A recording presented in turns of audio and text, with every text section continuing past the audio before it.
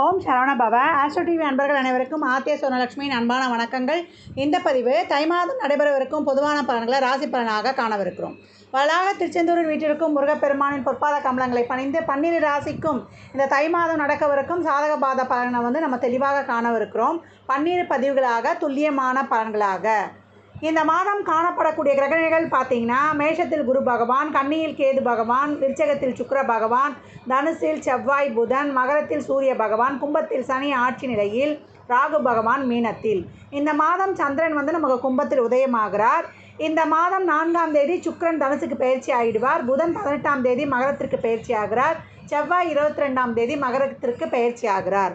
இந்த கோள்களின் கோச்சார நகர்வால் 12 ராசிகளும் சந்திக்கவிருக்கும் சாதக பாதக நிகழ்வுகளை நம்ம தெளிவாக காணலாம். இந்த பதிவில் சொல்லியிருக்கின்ற ஆன்மீக வழிபாடு, அதே போல் ஒரு 2 முக்கியமான வழிபாடுகள் சொல்லியிருக்கு. இந்த மகாலய அமாவாசையை போல் 3 அமாவாசை நமக்கு சிறப்பு இல்லையா? ஆடி அமாவாசை, மகாலய அமாவாசை, தை அமாவாசை. இந்த நீத்தார் கடமையை செய்வதற்கு இந்த காலங்கள் ரொம்ப உபயோகமாக இருக்கும். தவறாமல் கடைபிடிங்க. தைப்பூசத்தை பற்றியும் பின்னாடி சொல்லியிருக்கிறேன், எப்படியெல்லாம் வழிபடணும்னு. இதையெல்லாம் பின்பற்றி வாழ்வை வளமாக்கி கொள்ளுங்கள். ராசி மிதுன லக்னத்திற்கான பலன்களை காணவிருக்கிறோம். இந்த மாதம் மிதுனத்திற்கு ரொம்ப சிறப்பான மாதம் முற்பகுதியே களமிறங்கி செயல்களை எல்லாம் முடித்துக்கொள்ளணும். ஏன்னா ராசி அதிபதி 18 தேதி வரைக்கும் 7ஆம் இடத்தில் இருப்பார். அதற்கு பிற்பாடு நம்மளுக்கு 8ஆம் இடம் செல்கிறார். மிதுனத்தை பொறுத்த வரைக்கும் தொழில் சிறப்பு அப்படியே கடந்து வந்துடலாம். அதே போல் பணம் தேடி வரும், குழந்தை பாக்கியம் உண்டு, குழந்தைகளால் மனமகிழ்வு, அதே போல் அவர்கள் தேவையை பூர்த்தி செய்வது, குழந்தைகள் நலன் சார்ந்த விஷயங்கள், சுப விரயங்கள், பிள்ளைகளின் முன்னேற்றத்தை கண்டு அவங்க மனமகிழக்கூடிய மகிழ்வு, இதெல்லாம் ரொம்ப சிறப்பாக இருக்கும். உழைப்பதற்கு ஏற்ற மாதம். உங்களுடைய முயற்சிகள் எல்லாம் திருவினையாக்கக்கூடிய மாதமாக இருக்குது. இதற்கெல்லாம் மாதம் முற்பகுதியே யூஸ் பண்ணிக்கணும் அப்படின்னு சொல்லியாச்சு. நீங்கள் எவ்வளோ எஃபர்ட் போடுறீங்களோ அந்த அளவுக்கு உங்களுக்கு பலன் நிச்சயம் உண்டு. தொழில் இடமாற்றம், ஊர் மாற்றம், அதற்காக ஒரு இடம்பெயர்வு, ஒரு முற்றிலும் புதிய சூழ்நிலையில் வாழ்வது, அதே போல் களத்திரத்து வழி சொத்துக்கள் கிடைப்பது, இதெல்லாமே ரொம்ப சிறப்பாக இருக்கும் அப்படின்னு சொல்லியாச்சு. இந்த மாதத்தை பொறுத்த வரைக்கும் தொழில், சொத்து வருவது, சுப நிகழ்வுகள், சுப பேச்சுவார்த்தைகள் எல்லாத்தையும் மாதம் முற்பகுதியில் அதற்கான முயற்சி எஃபர்ட்டை போட்டு பிற்பகுதியில் கொஞ்சம் அமைதி காத்து விடுவது ரொம்ப சிறப்பு அப்படின்னு சொல்லியாச்சு. ஒரு சிலர்லாம் வெளிநாட்டுக்கு போகக்கூடிய வாய்ப்பு, அதற்கான ஒரு முயற்சிகள் செய்வது. பெண்களை பொறுத்த வரைக்கும் இந்த காலகட்டம் ஆடை ஆபரண சேர்க்கை, அத்தியாவசிய பொருள் சேர்க்கைலாம் ரொம்ப சிறப்பாகவே இருக்கும். மாணவர்களுக்கு படிப்புக்காக ஒரு வெளிநாடு போவது, அதே போல் வேலை பார்த்துக்கிட்டே படிப்பது, அதே போல் ஹாஸ்டலில் தங்கி படிக்கிறோம், வெளிநாட்டு கல்வி, அதற்கான ஒரு லோனுக்கான முயற்சி, இதெல்லாமே ரொம்ப சிறப்பாக இருக்குது அப்படின்னு சொல்லலாம். வாங்குகிற லோனை உங்கள் தேவைக்கு கண்டிப்பாக நீங்கள் யூஸ் பண்ணிப்பீங்க அப்படின்னு சொல்லியாச்சு. இந்த காலகட்டம் ஒரு சிலருக்கு 2வது குழந்தை பிறக்கக்கூடிய வாய்ப்புகள்லாம் இருக்கும். அந்த குழந்தை உங்களுக்கு ரொம்ப அதிர்ஷ்டகரமாகவே இருக்கும் அப்படின்னு சொல்லலாம். மாத பிற்பகுதியில் உங்கள் உடல் ஆரோக்கியத்திலேருந்து, உடன் பணிபுரிபவர்களிருந்து, மேலதிகாரிகள்லேருந்து, அக்கம் பக்கத்துலேருந்து எல்லார்கிட்டையும் கருத்து மோதல் வைக்க வேண்டாம். ஒரு கருத்தும் நீங்கள் எதுவும் சொல்ல தேவையில்லை. ஒரு புன்முறுவலுடன் கடந்து வந்துட்டிங்கன்னா ரொம்ப சிறப்பாகவே இருக்கும் அப்படின்னு சொல்லியாச்சு. ஏன்னா நம்ம நல்லதே சொல்ல போனாலும் அங்கு வேறு விதமாக திருக்கப்படக்கூடிய வாய்ப்புகள் அதிகம் அப்படின்னு இங்கே கிரகநிலைகள் சுட்டி காட்டுது. அதனால் மிதுன ராசியை பொறுத்த வரைக்கும் இந்த காலகட்டம் உடல்நிலையில் நம்ம கூடுதல் கவனம் எடுத்துக்கணும். வயதில் மூத்தவங்க இந்த காலகட்டம் ஒரு மாஸ்டர் ஹெல்த் செக்கப் பண்ணிக்கொள்வது ரொம்ப சிறப்பு. திருமணம் சார்ந்த விஷயங்கள், அதற்கான பேச்சுவார்த்தைகள்லாம் மாத முற்பகுதி. காதல்லாம் இனிக்கும், அதெல்லாம் பற்றி பேசுகிறோம் செய்கிறோன்னா வச்சுக்கோங்க. பின்னாடி எல்லா விஷயங்கள்லையும் ஒரு அமைதி காத்து நிறுத்தி நிதானம் பொறுமையுடன் கடந்து வந்துடுவது ரொம்ப சிறப்பு அப்படின்னு சொல்லியாச்சு. ஏன்னா இந்த வருடம் முழுவதுமே உங்களுக்கு சிறப்பாக இருக்க போகுது. இந்த மாதத்தை பொறுத்த வரைக்கும் மாத பிற்பகுதியில் கொஞ்சம் பொறுமையும் அமைதியும் நிதானமும் காத்து லாவகமாக கடந்து வந்துடணும். மற்றபடி பணம் சார்ந்த விஷயங்கள் ஒரு சுப நிகழ்வு எல்லாத்திற்குமே ஏதாவது ஒரு பாசிட்டிவ் சைன் நிச்சயம் உண்டு அப்படின்னு சொல்லுது. ஏன்னா தசாபுதிகள் தான் இதை முழுமையாக அறிவுறுத்தும். ஏன்னா அஷ்டம சனியிலிருந்து அகப்பட்டு இப்போ ரிலீஃப் ஆகிருக்கிறவங்க நீங்கள். உங்களுக்கு நல்ல பலன்கள் நடக்கக்கூடிய காலகட்டமாக இருக்குது. நம்மளுடைய பாக்கியாதிபதி உங்கள் ஸ்தானத்தில் அமர்ந்து பாக்கிய பார்வையால் பார்த்து கொண்டிருக்கிறார். அதனால் தந்தையால் ஒரு அனுகூலம், தந்தை வழி சொத்துக்கள் கிடைக்கப்படுவது, அவர் மூலியமாக வருமானம், வெளிநாட்டு கல்வி, வேலைவாய்ப்பு, அதன் மூலம் ஒரு வருமானம், இதெல்லாம் ரொம்ப சிறப்பாகவே இருக்கும். இந்த மாதம் கூடுதலாக பலன்களை வந்து நீங்கள் பெற்றுக்கொள்வதற்கு முருகப்பெருமானை லாஜ அலங்காரத்தில் வழிபடுவது ரொம்ப சிறப்பு அப்படின்னு வந்து சொல்லியாச்சு. பின்னாடியே இறை வழிபாடுகள்லாம் சொல்லியிருக்கு. இந்த வழிபாடெல்லாம் பின்பற்றி உங்கள் வாழ்வை வளமாக்கிக் கொள்ளுங்கள். இந்த பலன்கள்லாம் கோள்களின் கோச்சார நகரை வைத்து சொல்லப்பட்டிருக்கு.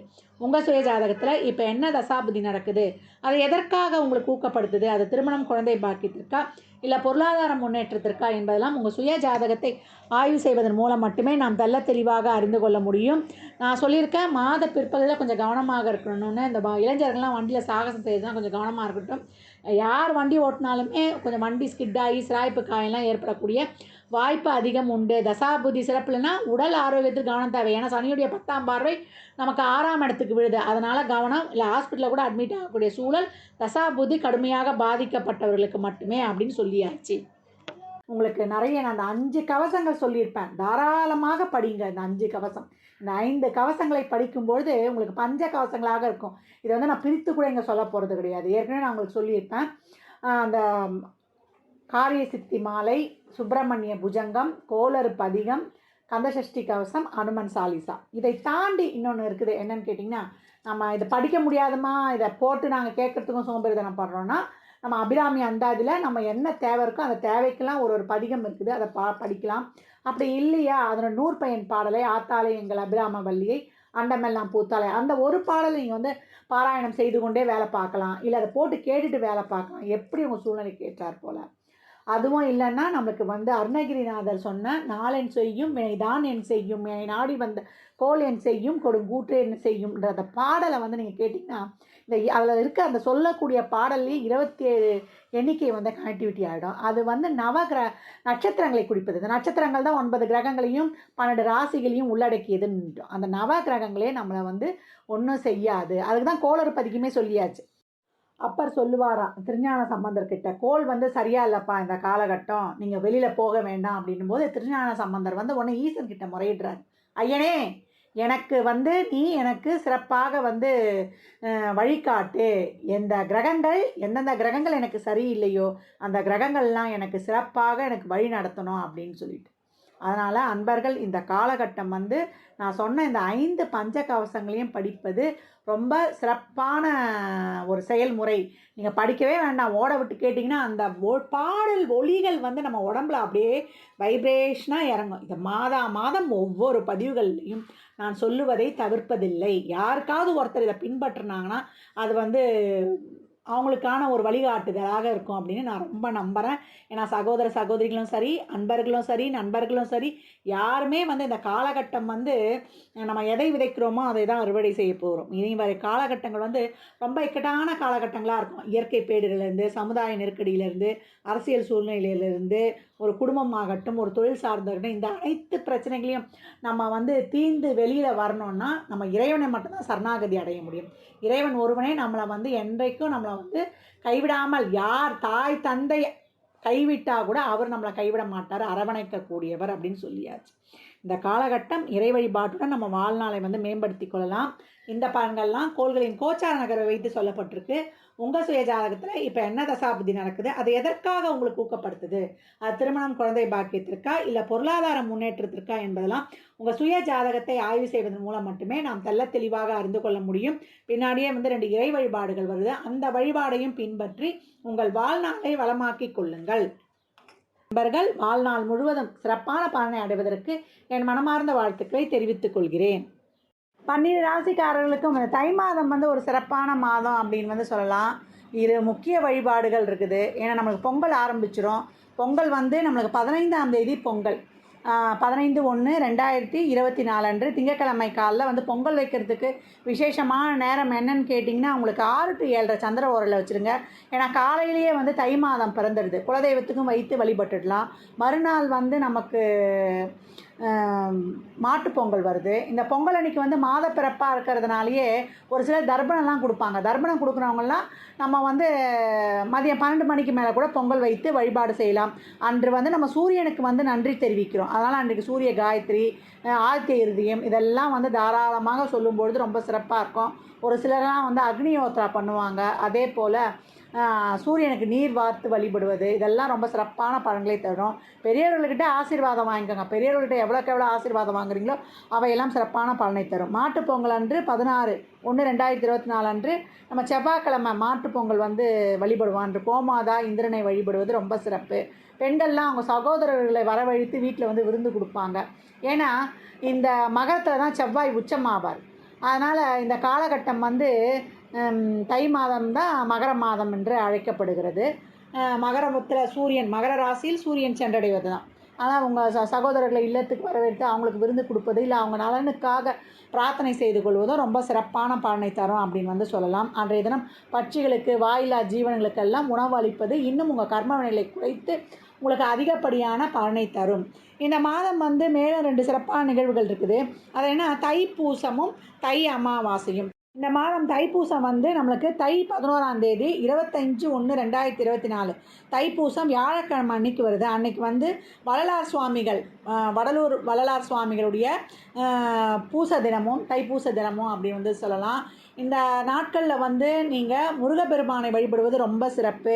வீட்டில் வேல் வச்சுருக்கீங்க, படம் வச்சுருக்கீங்கன்னா வேலுக்கு பாலாபிஷேகம் செய்வதும், படத்தை சுத்தம் செய்து நல்ல வாசனை மலர்களை சாற்றி அன்றைய தினம் விரதம் இருந்து வழிபடலாம். எப்படி எந்த அளவுக்கு எளிமையாக வழிபட முடியுமோ அந்த அளவுக்கு உங்கள் கோரிக்கைகளை வைத்து வழிபடும்போது எல்லா விதமான பிரச்சனைகளையும் தீர்த்து, ஏன்னா கலியுக கந்த குடவுளே நம்மளுக்கு முருகப்பெருமான் தான். அவர் தான் நம்மளுக்கு நம்மளுடைய கோள்களுடைய நிலையும் சரி, நம்ம வாழ்க்கையில் எல்லா பிரச்சனைகளையும் தீர்த்து நமக்கு ஒரு சிறப்பான நிலையை காட்டக்கூடியவர் கந்தன் மட்டுமே. அவர் 12 கையால் கொடுத்தாருன்னா நான் நிறைய பதிவுகளை சொல்லியிருக்கேன்.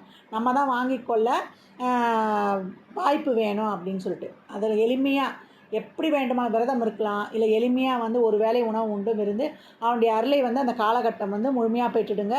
இல்லத்தில் வழிபடுவதோடு மட்டும் அல்லாமல் நம்ம ஆலயங்களுக்கு சென்று வழிபடலாம். செவர்லி மாலை சாற்றி, அதே போல் எலுமிச்சம்பழ மாலை சாற்றி நிறைய அன்னதானங்களும் நீங்களும் தரலாம். இந்த பண்டிகை நாட்கள், விசேஷ தினங்களெல்லாம் எவ்வளோக்கு எவ்வளோ அன்னதானம் செய்கிறோமோ அவ்வளோக்கு எவ்வளோ நம்மளுக்கு அபரிமிதமான பலன்கள் ஏற்படும் அப்படின்னு சொல்லியாச்சு. அதே போல் தை 26 நமக்கு 9/2/2024 வெள்ளிக்கிழமை தை அமாவாசை வருது. இந்த தை அமாவாசை பித்ருகளுக்கான தர்ப்பணம் செய்வது ரொம்ப சிறப்பு. உங்கள் குல வழக்கப்படி எப்படி நீத்தார் கடமையை செய்யணுமோ அந்த மாதிரி நீத்தார் கடமையை செய்யும்பொழுது உங்கள் வம்சத்தை வாழ வைக்கும். ஏன்னா இந்த முன்னோர்களும் நம்மளுடைய இறைவனுக்கு கிட்ட நம்மளுடைய முன்னோர்கள் தான் நமக்கும் இறைவனுக்கும் பாலமாக இருந்து அவங்கக்கிட்ட இருந்து அருளை பெற்று கொடுக்கக்கூடியவர்கள். அதனால் இந்த பித்திருக்கான கடமையான தை அமாவாசையை சிறப்பாக வழிபடுங்க. அன்றைய மாலை நீங்கள் உங்களுடைய குலதெய்வத்தை வழிபடுவது ரொம்ப சிறப்பு. குலதெய்வத்தை வழிபடும்போது 2 குலதெய்வங்களை வழிபடணும். என்னம்மா 2 குலதெய்வம் அப்படின்னு கேட்குறவங்களுக்கு, தாயுடைய குலதெய்வத்தையும் தந்தையுடைய குலதெய்வத்தையும். தாயுடைய குலதெய்வம் நமக்கு திருமணம் போன்ற சுப விசேஷங்கள்லாம் நிகழ்த்தி தரக்கூடியது.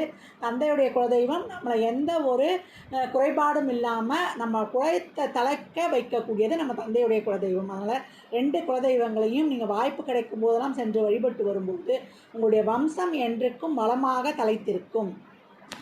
ஜாதகம் பார்க்க விரும்பும் அன்பர்கள் இந்த எண்ணிற்கு ஒரு மெசேஜ் செய்யுங்க. தங்களுக்கான விவரங்கள் அறிக்கப்படும். அப்பாயின்மெண்ட் பெற்றுக்கொள்ளலாம். ஜாதகம் சிறந்த முறையில் கணித்து பார்த்து தரப்படும்.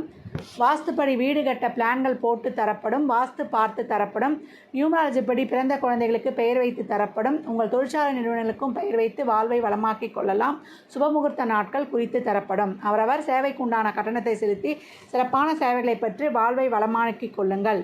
மற்றும் ஒரு சிறப்பான பதிவில் சந்திக்கும் வரை தங்களிடமிருந்து விடைபெற்றுக் கொள்வது ஆதித்ய சொர்ணலக்ஷ்மி. தாங்கள் இந்த பதிவை பார்ப்பதோடு மட்டுமல்லாமல் தங்கள் உற்றார் உறவினர் நண்பர்களுக்கும் பகிருங்க. சேனலை சப்ஸ்கிரைப் பண்ணுங்கள், லைக் பண்ணுங்கள், ஷேர் பண்ணுங்கள். மற்றும் ஒரு சிறப்பான பதிவில் சந்திக்கும் வரை தங்களிடமிருந்து விடைபெற்றுக் கொள்வது ஆதித்ய சொர்ணலக்ஷ்மி. மிக்க நன்றிகள். வாழ்க வளமுடன், வாழ்க வளத்துடன், வாழ்க நிறைவுடன். நற்பவி நற்செழி.